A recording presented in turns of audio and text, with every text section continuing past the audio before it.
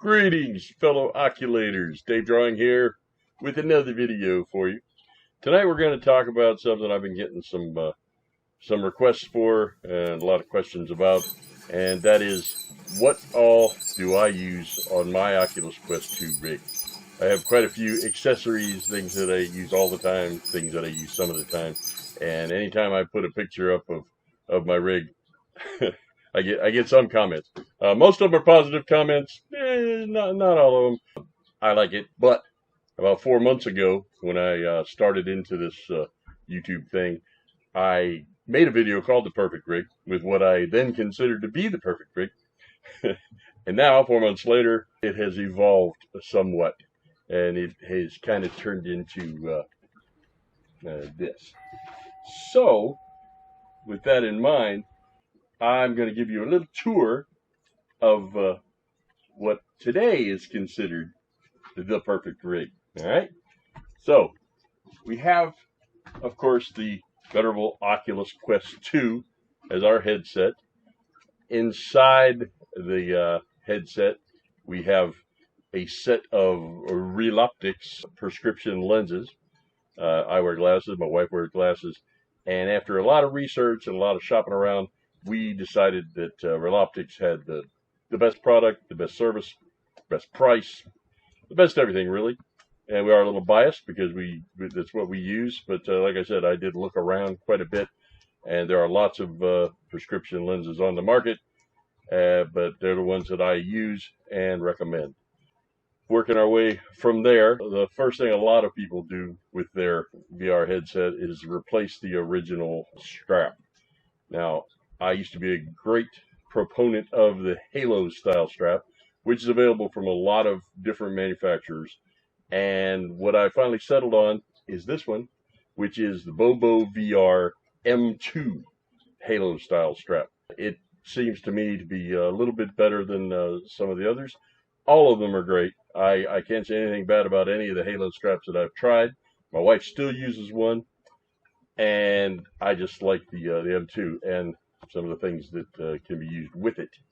Also, I found some things that can't be used with it, and I've made them work with it through my own modifications or with the help of some other folks. So, moving along, we have the Bobo VR, and then on top of the headset there, you see the little fan unit. That's the Bobo VR F2 ventilator fan.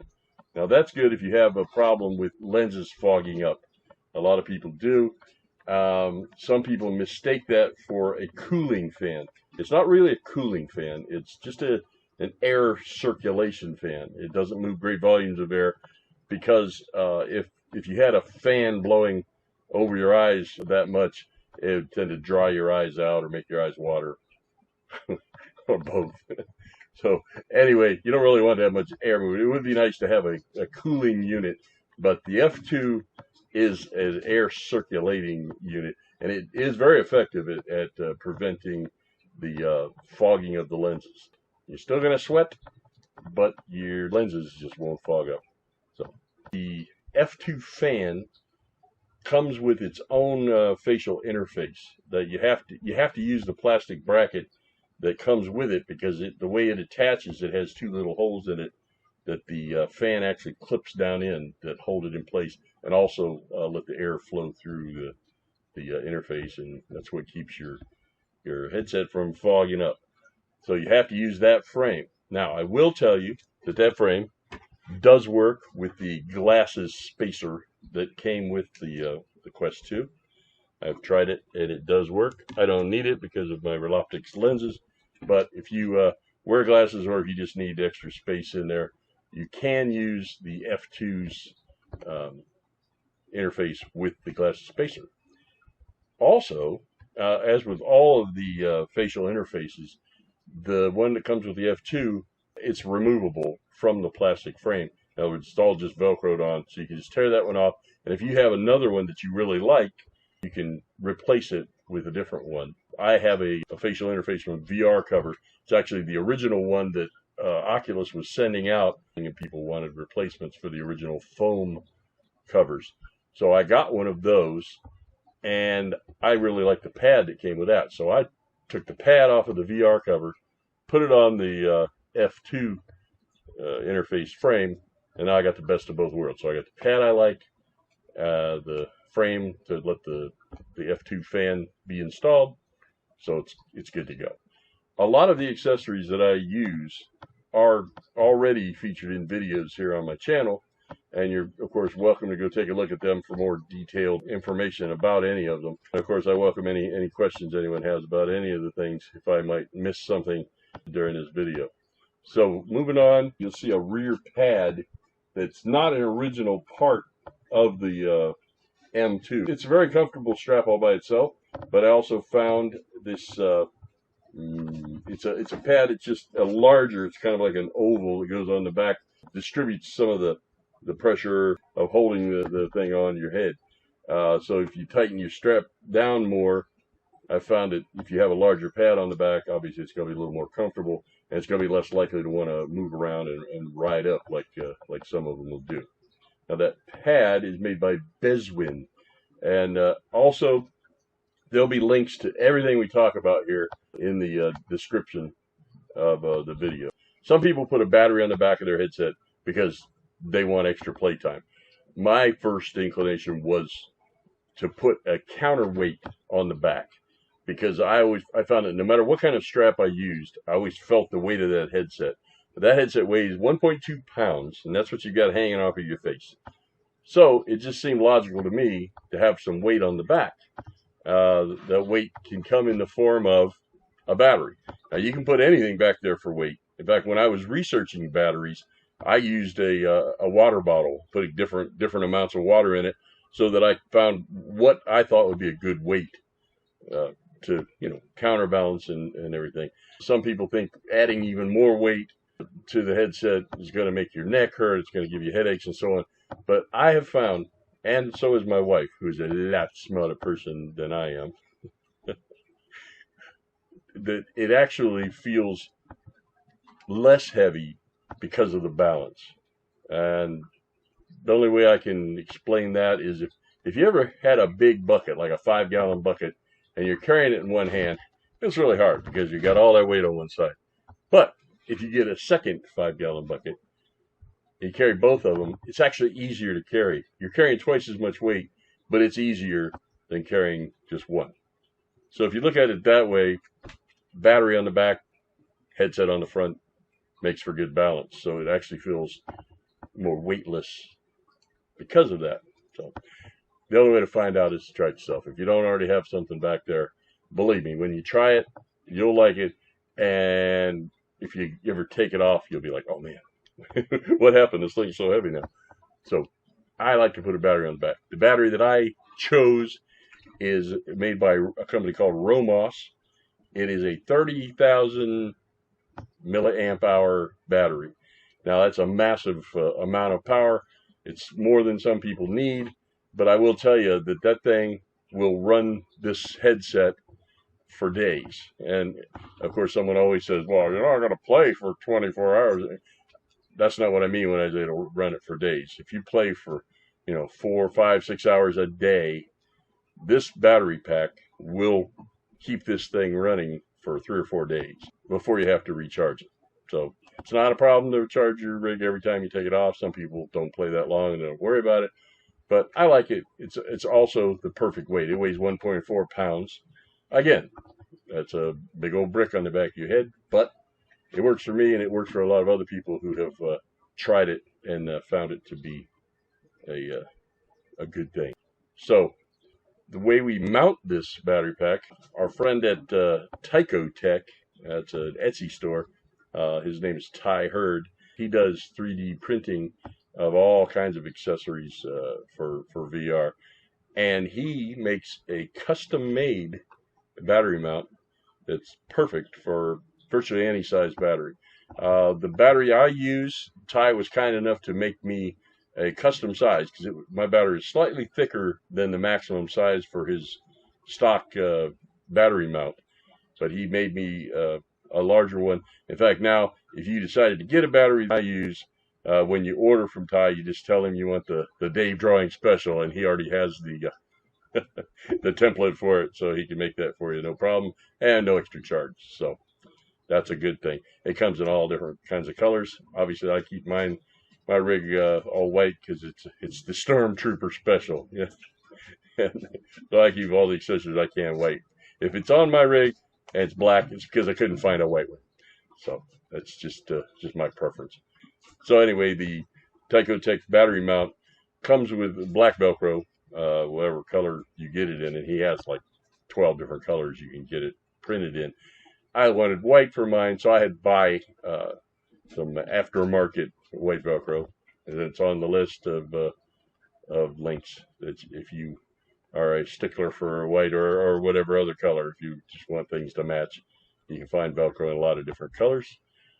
And the way we hook that up, once it's mounted, the way we connect, I found this cable that runs from the headset. It's a nice coil cable. I like the look of that. It doesn't have to be attached anywhere. The coil keeps it, from sagging down, whether it's stretched out or not. And I have a pretty big head, so I have to keep mine almost all the way open to put it on. It doesn't take a lot of cranking it. So I need one that would, be long enough, but if someone else was going to use a headset with a lot smaller noggin, I wanted to be able to not worry about the cable. So the coiled cable is definitely nice. Now, it came with the proper angle at the where it goes into the headset, but on the other end, it was not at the proper angle. So I had to get an adapter, a 90-degree adapter, and close you can see that on there. So when it comes out, it doesn't come straight out of the battery and then have to bend around. I wanted one that would come out and angle forward. So it angles backward from the headset, angles forward from the battery. So it's perfect. And then when I got the F2 ventilator fan, it also needed power. Now it comes with a cord that will actually let you plug it, a really short cord that will let you plug it into the headset to power it. But I found that the battery in the fan has its own rechargeable battery, and the one in the fan actually lasts like twice as long as the one in the headset. So I'm really not sure why you would want to power the fan off of the headset. I think it might be that when you plug it into the headset might actually take some of the fan's power from it. So anyway, that didn't make sense to me. So since my battery pack and a lot of other battery packs has multiple outlets, this one has a C, 2 regular USB-A's, a micro USB, and even a lightning cord or a plug in it. You can plug multiple things in. So if you see this white cord here, I ran that up. It's a straight cord, so I ran it through the coiled cord and up to the headset, and then on up to the fan there. So that keeps it nice and neat. No tangles, no drooping cords around. That's, I believe, a 14-inch USB-A to C, because it takes a C to go into the fan, and I only have one C out of the battery, so I had to use a regular USB-A to charge the fan. But it does a fine job, and even with the fan on there running and the headset running, it'll still go for days between charges, so good. Now, the way we keep this all charged up is, I don't like to have to unplug things and replug things, so I didn't want to have to unplug the battery pack from the headset to keep the headset charged, and I didn't want to have to unplug the fan and unplug all that. So everything that you see plugged in here stays plugged in all the time. I've had it this way for months. I've had the rig since January of this year, and I've been running it off a battery pack almost the whole time, and I hardly ever take it off the battery pack. I just charge the battery pack while it's all hooked up, and that just keeps everything going. And now opinions vary about what that's good for, what that's bad for, but I'm telling you, after it's August now, I still haven't had any problem. And yes, we have used it, just the headset, without any battery packs or anything, and it still has about a 2-hour battery life. So I haven't found that it damages anything. Your results may vary, but I'll just tell you about mine. So the way we charge the battery pack is, if you look closely, you'll see a little circle on there. right above where the two cords plug in. And that's a magnetic dongle. It's a little thingy that plugs into the micro USB port on the battery pack, and then you take a magnetic charging cord and just pop that on there. So there's nothing to plug in, nothing to unplug. It just pops on there with a magnet, and when you're done, just pull it off, and you're all set. So magnetic charging is a good thing. It can be used for other things as well, like controllers. One of the first accessories that I found when I first got the Oculus Quest 2 was this wonderful charging dock thing from Anker. Now, it's a fine product, and it works perfectly, except if you have a lot of accessories, particularly on your controllers, then it doesn't work. If you have covers and things on your controllers, they don't fit properly in the little docks for charging. And in some cases, the headset can be kind of cumbersome to get in there, if not impossible. And like I said earlier, I hate having to plug and unplug things. So if you're going to use a battery pack that has to be plugged into your headset, you have to have one of those little charging dongles, like you see on my battery pack. You have to have one of those in the little charging port on the headset. So that when you sit that in the Anker dock, that's what charges the headset. But if you use a battery pack, then you got to pull that little dongle out and then plug your battery pack in. I like to leave everything hooked up, just like you see here. So that didn't really work for me. I charged my battery pack with the magnetic cord that I showed you earlier, and now I charge my controllers with the same kinds of cords. How do you do that, Dave Ryan, you may ask? Well, I'll show you. What I did was I got some rechargeable AA batteries, and they just happen to have a C charging port built into the battery. And I put those in, and then I took the covers and I drilled a small hole. And if you look there, you can see it. I drilled a hole in the cover just in the right spot. And you put the covers back on, you can then take one of those little dongles and plug it into this hole. And that makes this controller chargeable with a magnetic cord. Just like that. So I have 3 cords. They're bundled together, and I put one on each controller, one on the headset battery, and they all charge. There's no dock or anything, but they charge while they're sitting on their stands. That works just great for me. Again, there is a video about how I did that, and of course links to the parts needed to do it. To do 2 sets, my wife's and mine, it costs about $35. So it was a pretty good deal as well, versus almost $200 to get 2 of the Anker docks if we were able to go that way. So again, I'm not slamming the Anker dock. It's a fine product, it really is. Anker's a good company. They make some quality stuff. But if you can't or don't want to use the Anker dock for whatever reason, the magnetic charging is really a good. Another accessory I've added to my controllers is these white silicone covers from KIWI Design. They have an integral knuckle strap built into them. So fully adjustable, of course. And they let you strap these onto your hands, obviously, so they won't go anywhere if you let go of them. It's good if you need to use your hand for something, or if you're just getting particularly energetic with your playing. They also let you keep your original wrist strap, which is always a good idea to use, even with the knuckle straps. They are good quality. They don't cover the ring. Some of these, the decorative covers, go over the rings, and people have problems with that. They've said that they have tracking issues and so on.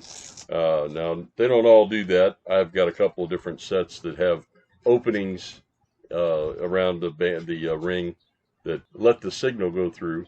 But I like the silicone here. It feels good. It's a good grip. It's nice and comfortable, and it doesn't interfere with the operation of anything. And they look kind of cool. But mostly the knuckle strap is the best thing. Now, you can get some that just the straps, so they don't have any of the cover or anything. But these just happen to have everything all built in.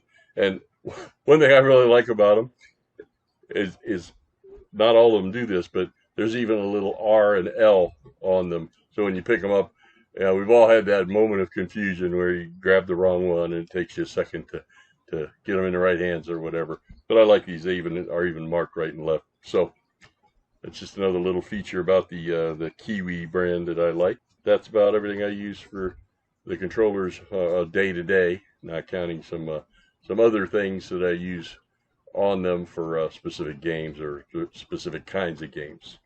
Alrighty, when you look at the headphone area, if you're not familiar with the Silicone Muffs, these this particular kind are made by AMVR. They're made of soft, pliable silicone, and they're not speakers. They don't have any wires or batteries or anything like that. What they do is they just channel the sound from the built-in speakers on the headset and amplify it like at least 2 times or more. And if you ever wonder what those work like, next time you have your headset on and you're listening to someone talk or just whatever, cup your hand over your ear like this, just like you would to try to hear someone better in real life, and you'll be surprised how much more you can hear the sound. And what these Silicone Muffs do is just keep you from having to do this, but you get the same effect. And they really are good. They work great.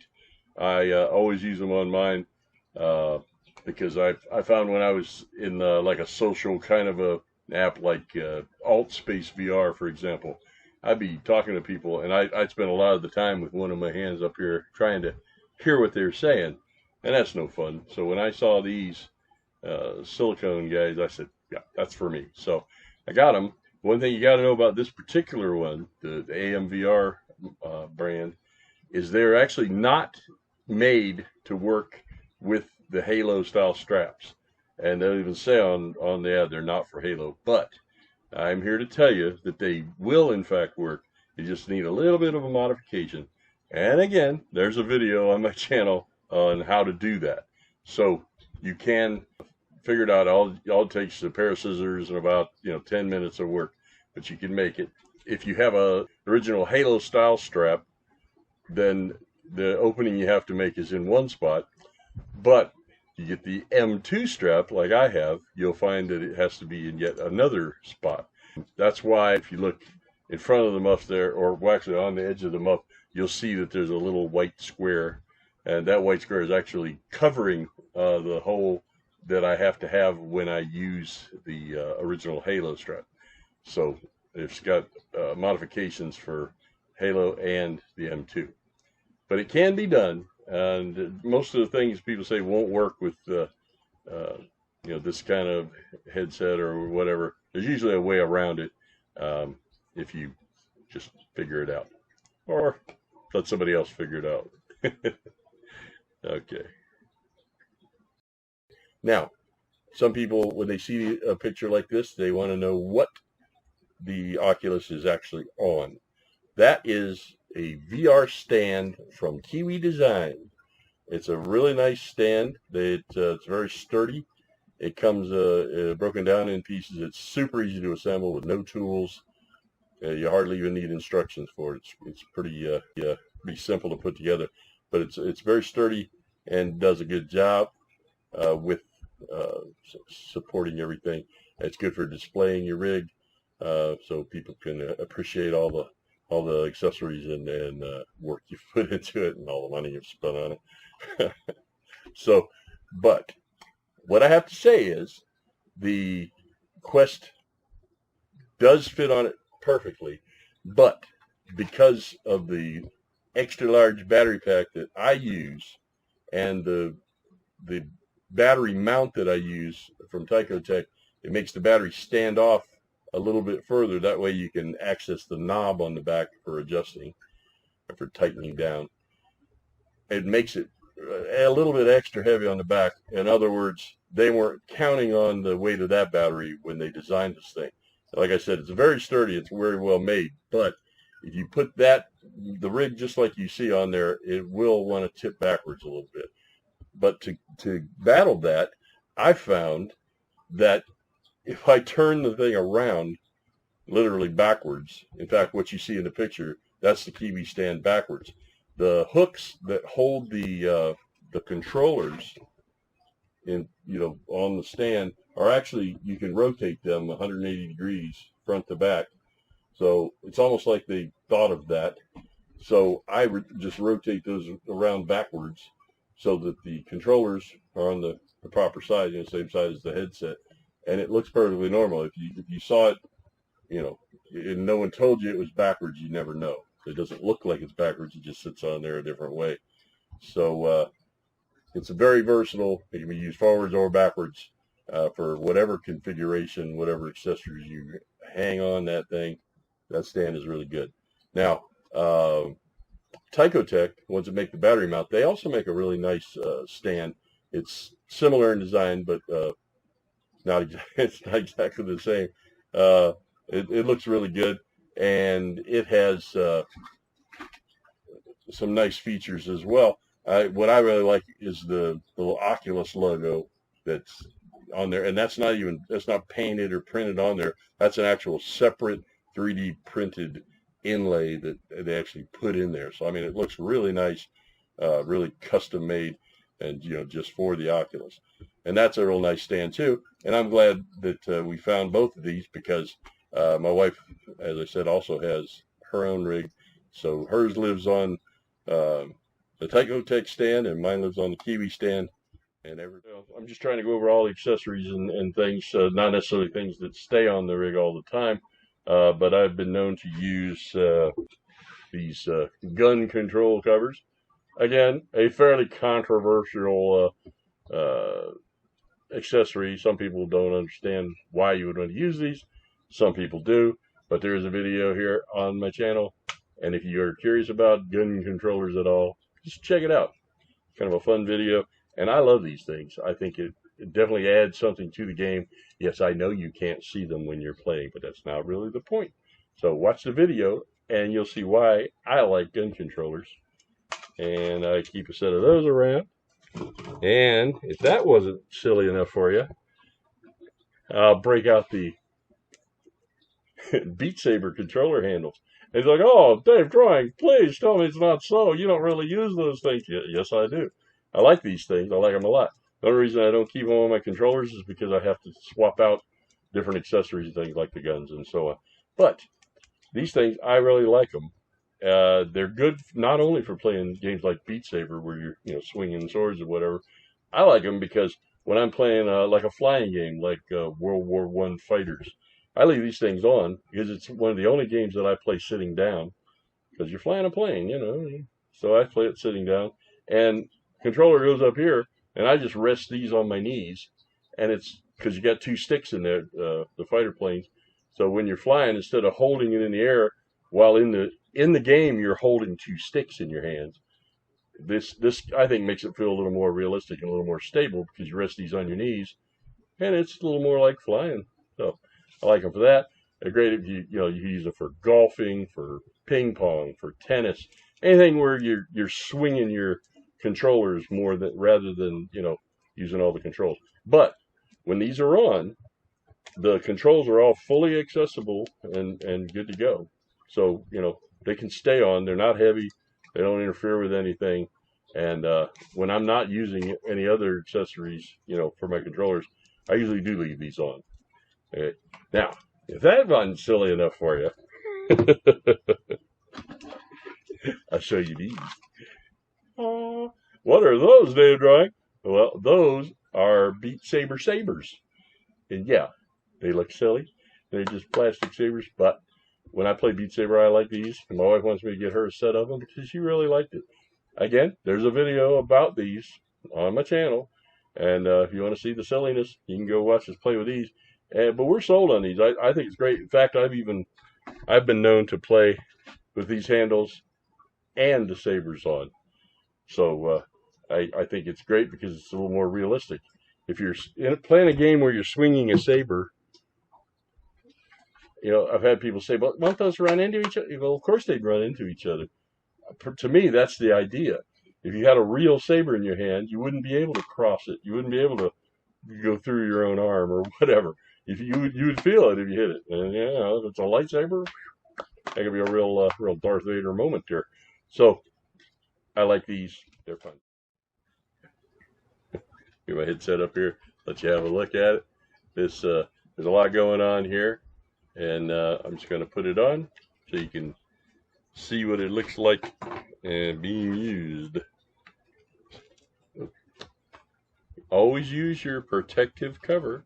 This is a soft padded one from KIWI Design. It's always a good idea to keep that over your lenses whenever you're not using your rig. Keeps dust and dirt off, keeps them from getting scratched, and as long as you remember to take it off, everything will be fine.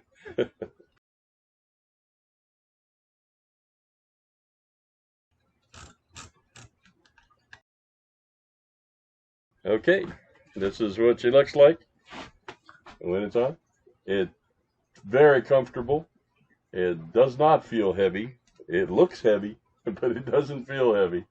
It definitely is perfectly balanced, and when you move around, it doesn't shift. It doesn't drag down on the front. It doesn't make you feel like it's going to ride up in the back and fall down in the front. This, to me, is the perfect rig.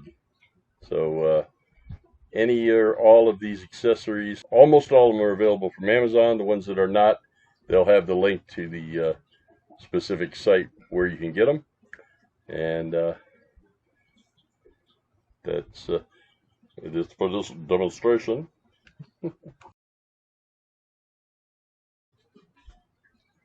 Alrighty.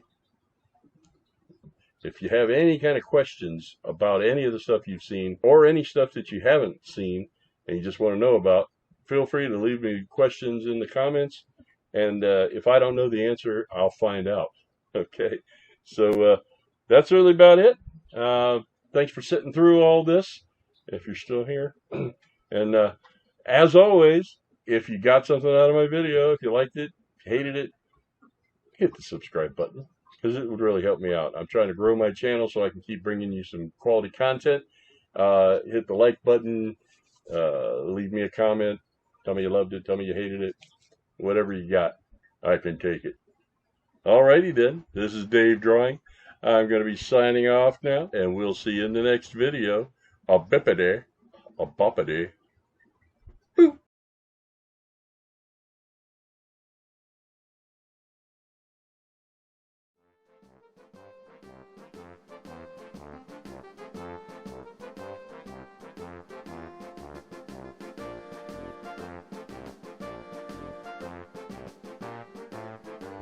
Alrighty.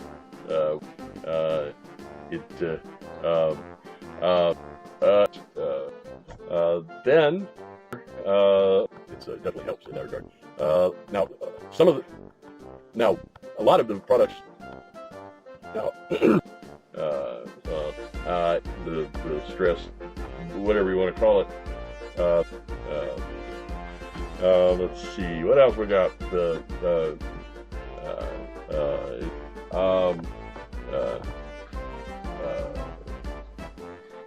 Now, when the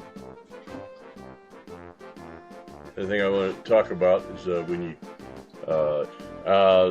then a big thing that people like. One thing that a lot of people like to do is, well, one thing people like to do is write the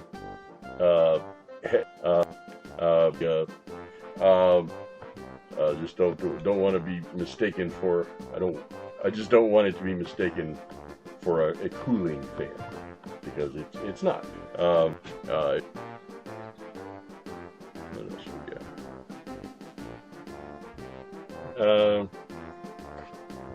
So let's see. The first thing okay, alrighty. So now let me see here. What else have we got? We got this on a screen. It keeps turning off.